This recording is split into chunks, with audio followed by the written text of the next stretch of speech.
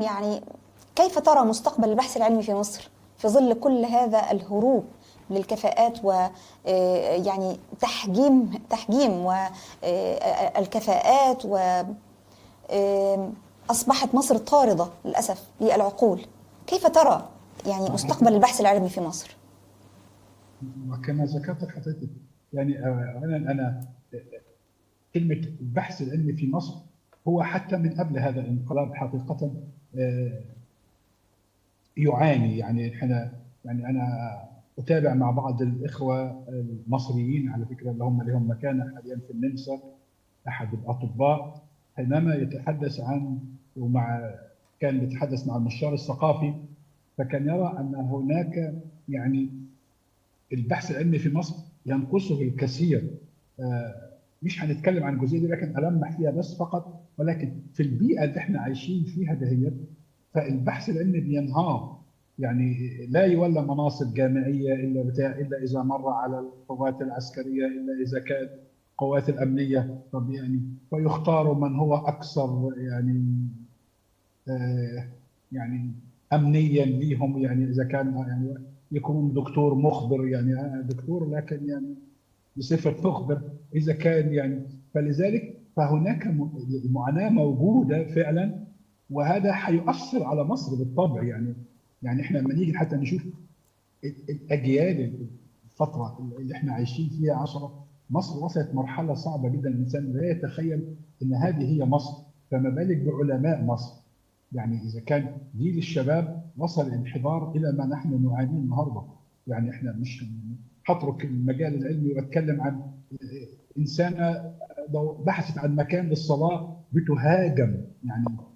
فاحنا في وقت صعب جدا. يعني مش عارف حقيقه، انا مش قادر اجد كلمات مناسبه ان انا اقول. يعني لعل الناس تصحى وتستيقظ وتعرف ان هذا العالم او هذا الرجل الباحث هو لا يفيد نفسه فقط، ولكن هو يفيد البلد والبلد محتاجه له. انا مش هعمل حاجه بحضره الجيش ضابط اللي مسكهولي في كل حته، الشركات ماسكها ضابط يا اخي، هذا التخطيط ماسكه ضابط.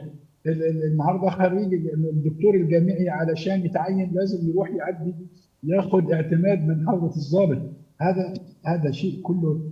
المتضرر الاكبر هو مصر وليس الباحث او ليس العالم، لان العالم ان شاء الله سيجد مخرج ان يخرج من هذه البلد الظالم عليها، يخرج لمكان يعني يصل لمبتغاه ان شاء رب العالمين.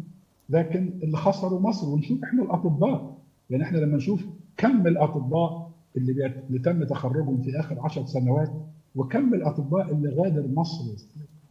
فالغرب بيستفاد، بياخد ابناء مصر يستفيد منهم، ومصر التي هي ربت ومصر هي التي انفقت وتعاني.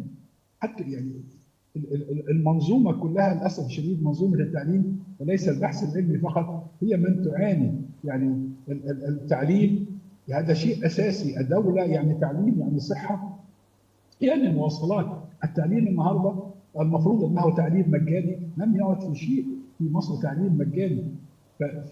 فنرجع نقول المتضرر الاكبر مصر، ويجب يعني ان يكون هذا في حسبان الشعب المصري. ولكن للاسف الشديد الناس ملهيه في الاكل والشرب والمشاكل اليوميه، ولا تنظر للمستقبل اللي هتعاني منه البلد وهيعاني منه ابنائنا. يعني نحن كجيلنا نحن ناس راحلين، ولكن الواحد بينظر لهذه البلد ولاحفادنا ولابنائنا اللي هيعانوا نتيجه خروج الباحثين والعلماء من مصر، اللي هم مش لاقيين للاسف الشديد فرصتهم.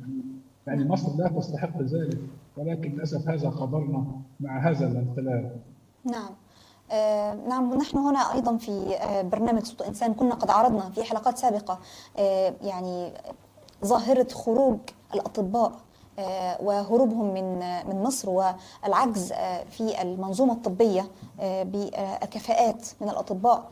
طبعا منهم من غيب فيه خلف السجون، ومنهم من خرج ليبحث عن فرصة أفضل في الخارج.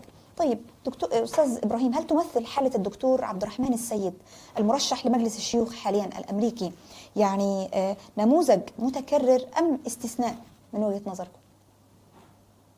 لا، حقيقي يعني هذا نموذج متكرر، ان عبد الرحمن ليس الشخص الوحيد، في ناس كتير يعني وصلت لمراحل ما كانتش تحلم بيها لو كانت استمر الحال في مصر للاسف الشديد.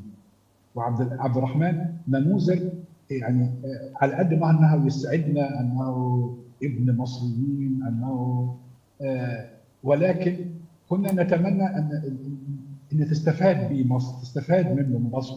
يعني انا اتذكر بعد الثوره كم العلماء وكم الخبراء الذين عادوا لمصر طائعين لخدمه مصر.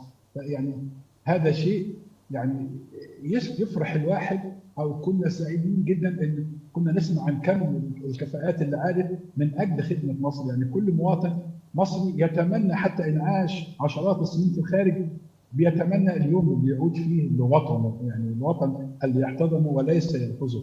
فعبد الرحمن كان مثال يعني لهذا المواطن المصري اللي هو ممكن يصل لاعلى المناصب. يعني لا اعتقد ان عبد الرحمن الذي يهاجم حاليا من الفئه الضاله في مصر، مع ان الراجل لم يقل غير حقيقه. الراجل قال ان ديكتاتور يحكم مصر.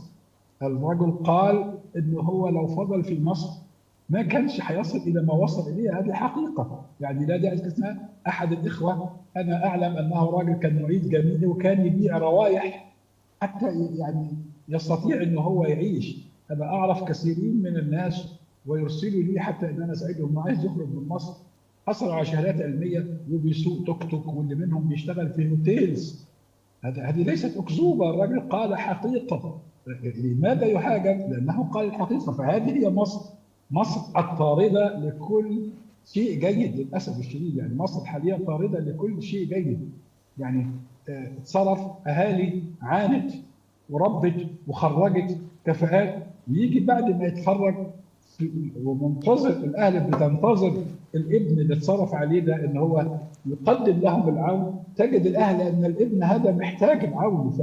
فكل الظروف للاسف الشديد هي تحزن الانسان. فاخونا عبد الرحمن يعني جزاه الله كل خير، يعني هو قال الخلاصه في جمله تؤخذ عليه: مصر يحكمها ديكتاتوري. هذه حقيقه.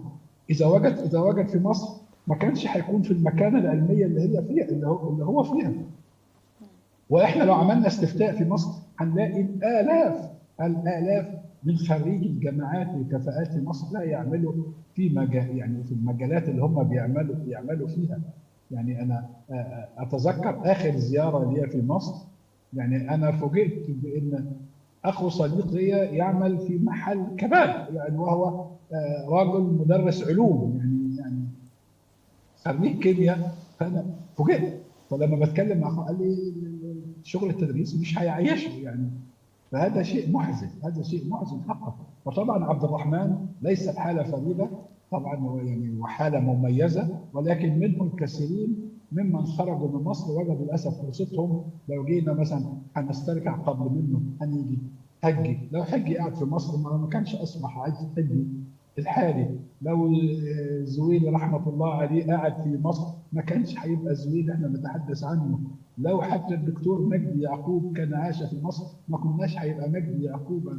نعم عندنا كفاءات اخذت فرصتها يعني تخنة، لكن للاسف الشديد المصري الذي يخرج من مصر بيجد فرصه لم يكن يحلم بها في مصر، مع ان احنا كنا نتمنى ان الفرصه لابناء مصر تكون موجوده في مصر، ليس من اجل ولكن من اجل نهضه مصر.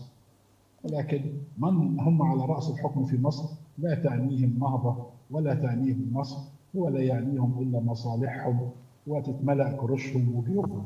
والله المستعان. نعم. طيب استاذ ابراهيم، يعني كنت قد ذكرت حضرتك أن يعني الدول الأخرى تحقق استفادة عظيمة من هذه العقول التي خرجت من مصر. كيف يمكن أن تستفيد الدول الأخرى من هجرة العقول المصرية؟ وما الذي تخسره مصر في المقابل من وجهة نظرك؟